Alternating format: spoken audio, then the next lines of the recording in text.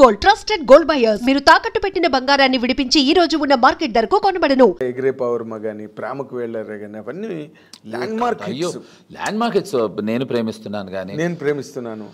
No, they were like cult films for me. I agree. నేను అవి కాదంటలేదు. But you are not recollecting them. What గురించి మాట్లాడట్లా. I'll tell you. నువ్వు అడిగిన question ఏంటి?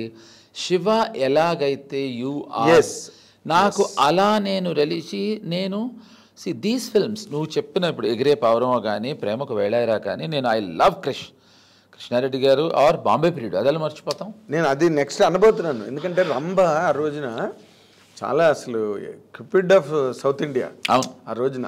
Correct మంచి మామూలు సైరన్ కాదు. అలాంటి రాఘవేంద్ర గారు అలాంటి హీరోయిన్ పక్కన జేడీని వేసి బొంబాయి ప్రీట్ తీయడం అంటే ఇట్స్ నాట్ జోక్. అసలు రాఘవేంద్రరావు గారిని చూస్తే చాలు అనుకునే పరిస్థితిలో ఉండే నాలాంటి చాలా మందికి చేయటం అనేది చాలా పెద్ద ఇష్యూ. కానీ వీటన్నిటికీ దోహదపడింది గులాబీ లేకపోతే ఎగిరే పౌరమా లేదు. అవును.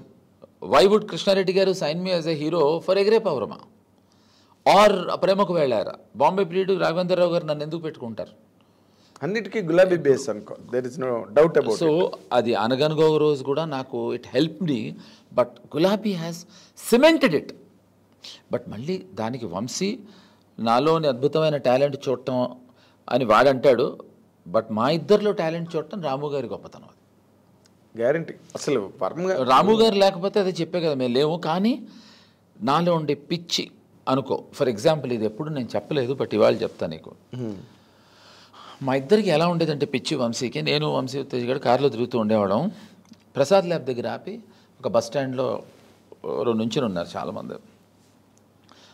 గులాబీకి ముందర అనమాట వంశీ నాతో, రే ఎంత ఇన్ఎఫిషియెంట్గా ఉండాలంటే ఇప్పుడు గబుక్కున టప్మని అవసరమైతే ప్యాంట్ తీసేసి అండర్గార్మెంట్ మీద అటు అని చూసి ఎవడో వెళ్తున్నాడు అండర్గార్మెంట్ లేకుండా అన్నాడు. అంతలో పిల్లడు చెప్తుంటే అన్న వైపు తిరిగేప్పటికి అది నేనే. అంటే to prove a point to Vamshi I took off my pants and Prasad lab ఎదురుగుండా I went. It's not that I'm shameless, it's that energy which I wanted to transform. Exactly. So Vamshi could see that madness. వాడు ఓ రోజు ఆపేసాడు కానీ అది బొక్క దూకుతా ఆ క్షణంలో Khairatabad flyover మించి మేమందరం కూర్చుంటే ట్రైన్ వెళ్తూ ఉంటే ఒరే నేను సీక్వెన్స్ అనుకుంటున్నా పైనుంచి దూకేయాలన్నాడు. 100% దూకేసేవాడు. నేను ఉత్తేజ్ గడి కింద పట్టేసుకున్నాడు నన్ను. అంటే దూకేసేవాడిని కాదు, కాలు విరిగి చచ్చిపోయేవాడు, నేనే మహానుభావుని కాదు. బట్ ఆ energy would not make you think twice. అది నేను దయాలో మళ్ళీ ఇప్పుడు దీంట్లో ఏదో సీక్వెన్స్ ఉంటే నా మేకప్ మ్యాన్ రంగా ఆపేసాడు. రంగా ఆపాడు కదా అని చూస్తే పవన్ చట్ కుదరదంటే కుదరదు, నో నో నో వద్దండి రిస్క్ వద్దు అన్నాడు. అది చిన్న విషయమే అది. బట్ ది ఎనర్జీ వాట్ నాకు ఒక శివాకి కానీ ఒక గులాబీకి కానీ ఒక సత్యాకి కానీ నాకు వచ్చిన ఒక ఎనర్జీ ఏదైతే ఉందో it got transformed and I did it without their knowledge. నీతో మంచి మంచి మంచి మంచి సినిమాలు వచ్చాయి. అంటే మనం గబుక్కొని మర్చిపోలేము ఆ సినిమాలు. ఎందుకంటే నీ పక్కన యాక్ట్ చేసిన హీరోయిన్స్ అందరూ కూడా ఆ రోజున టాప్ ర్యాంక్. కరెక్ట్. సౌందర్య. అవునవును, ఎగ్జాక్ట్లీ. అవునవును. అయ్యో అఫ్కోర్స్ ఐ అగ్రీ. మహేశ్వరికి కూడా అప్పుడు ఒక రకమైన విచిత్రమైన ఇమేజ్ ఉండేది. అవును. అయితే ఊర్మిళ అవ్వచ్చు ఒక రోజులో. Correct, I agree. తర్వాత అఫ్కోర్స్ అది అయిన తర్వాత నేను మళ్ళీ సుష్మితా సేన్ నేను చేసాం, మనీషా కొయిరాలా నేను.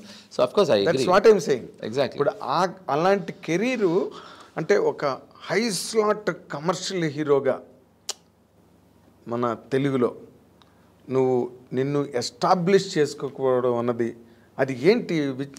అది నీ పొరపాట లేకపోతే ప్లానింగ్లో ఎక్కడైనా? లేదు అది ఐ టెల్ యూ పొరపాటు కాదు. ఇప్పుడు నేను ఇవాళ రోజున ఇలా ఉండడానికి కారణం నేనే నాగేంద్ర. ఇవాళ రోజున ఇలా ఉండడానికి కారణం కూడా నేనే. So how many people can have pride? ఎంతమంది గర్వంగా ఇది నా డెసిషన్ వల్ల అని చెప్పగలరు? చెప్పలేరు. సో ఇప్పుడు నేను చాలాసార్లు మాట్లాడుతూ ఉంటాను, సక్సెస్ అయితే మాదని చెప్పుకుంటారు. ఇప్పుడు నాది anything good bad or ugly it's mine. నేను చాలా ధైర్యంగా చెప్పుకోగలను. బేసిక్ క్వశ్చన్ ఏంటంటే చాలామంది నువ్వు యారగెంట్ నువ్వు చాలా యారగెంట్ అంటూ ఉంటారు.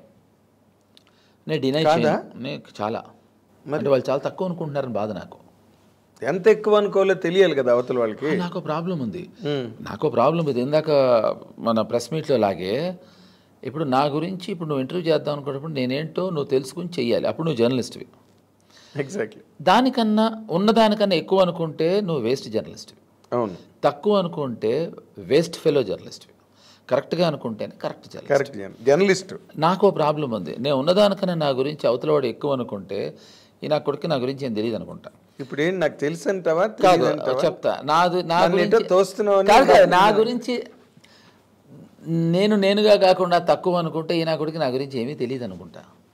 సో అలాంటప్పుడు నా గురించి నాకు తెలిసినప్పుడు నువ్వు యారగంటా అని అడిగినప్పుడు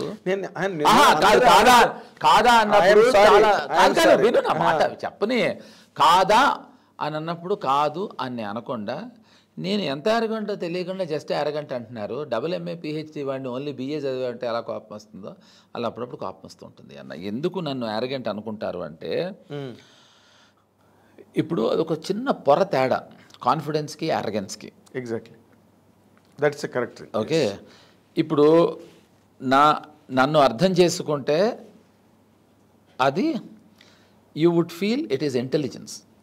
నన్ను అర్థం చేసుకోకపోతే అరగెన్స్. అలాగే ఇట్ ఈస్ అబౌట్ నీకు కావాల్సినట్టు నువ్వు కాదు, ప్రపంచానికి కావాల్సినట్టు మాట్లాడితే మంచివాడు, వాడు అనుకున్నట్టు మాట్లాడితే చెడ్డవాడు.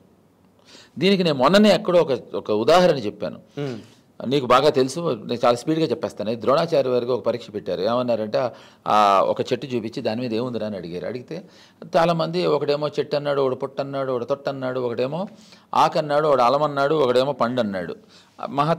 మహానుభావుడు అర్జున్ గారు ఆయన ఏమన్నారు, గురుగారు చిలక కన్ను అన్నాడు. శభాష్ అని ఆయన ద్రోణాచార్యులు వారు తట్టారు. ఏమర్థమైంది దీనివల్ల నీకు? ఆయన చూసింది వీళ్ళెవరూ చూడలేదు, ఒక అర్జునుడు చూశాడు కాబట్టి రైట్ అన్నాడు ఆయన. ఎగ్జాక్ట్లీ. అదే ఆయన చిలక కన్ను చూడకుండా ఒక పండుని చూశాడు అనుకో, అప్పుడు సుశాసనుడు పండుని చూసాడు శభాష్ అనేవాడు. మారల్ ఆఫ్ ద స్టోరీ ఏంటి అంటే నువ్వు చిలక, అర్జునుడా, ద్రోణాచార్యుడా, పండ, అది ఏ అయితే నువ్వు కరెక్ట్, బి అయితే నేను కరెక్ట్, సి అయితే ఇద్దరం కరెక్ట్, డి అయితే టోటల్గా టాపికే వేస్ట్. నువ్వు అర్జునుడు, ఇంకేముంది దాంట్లో? కాదు, నేను చెప్పింది అది కాదు. మనం ద్రోణాచార్యులు వారు ఏది చూసి ఆయన కరెక్ట్ అనుకున్నారో ఇంకోటి ఎవడు చూశాడో వాళ్ళు కరెక్ట్ అంటాం. అలాగే నువ్వు అనుకున్నట్టు ఉంటే కరెక్ట్, నువ్వు అనుకున్నట్టు లేకపోతే తప్పు. సో నేను అనుకున్నట్టు ఎందుకు ఉండగలంటే నా డెసిషన్స్ వల్ల. ఇందాక నువ్వు అడిగిన క్వశ్చన్ ఏంటంటే అది వదిలేసి వెళ్ళిపోయినందుకు నువ్వు ఏమన్నా బాధపడుతున్నావా? నువ్వు బాధపడుతున్నావా? బాధ కాదు, రాంగ్ డెసిషనా, ప్లానింగ్ కూడా కాదు. అసలు నువ్వు బ్రహ్మాండమైన ఎస్టాబ్లిష్ అవుతున్న టైంలో అంటే నేను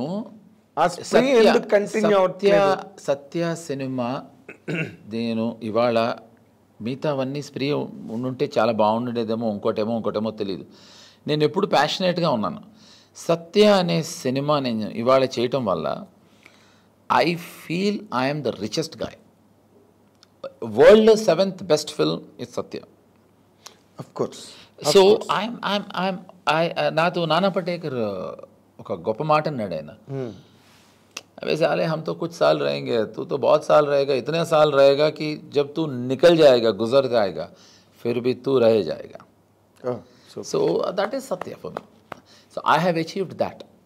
నేను అలాంటి ప్లెజర్స్ కోసం బ్రతుకుతాను. ఓకే, అది చెప్తే అర్థం అవటం కష్టం చాలా మంది, నీకే చాలా మందికి అర్థం అవటం కష్టం. So I have that kind of a high. ఇప్పుడు సిగరెట్ కాల్చడం తప్పని నేను అన్ను, దాంట్లో ఏముందో మజా మనకేం తెలుసు. తాగేవాడు తప్పని నేను అన్ను, దాంట్లో ఏముందో మజా మనకేం తెలుసు. డ్రగ్స్ తీసుకునేవాడు వాడి ఇష్టం. ఇప్పుడు గుల్జార్ గారు రాశారు, జల్నే మే క్యా మజా హై పర్వానే జాంతే హై. పురుగు దీపాన్ని అంటుకు చచ్చిపోతుంటే మనం అయ్యో అంటాం, కానీ గుల్జార్ గారు ఎంత బాగా రాశారంటే దాంట్లో దానికి ఏం మజా ఉందో నీకేం తెలుసురా అన్నాడు. అలాగే దీంట్లో నాకు ఈ ప్రాసెస్లో ఏ మజా ఉందో నాకు తెలుసు. How would people understand that?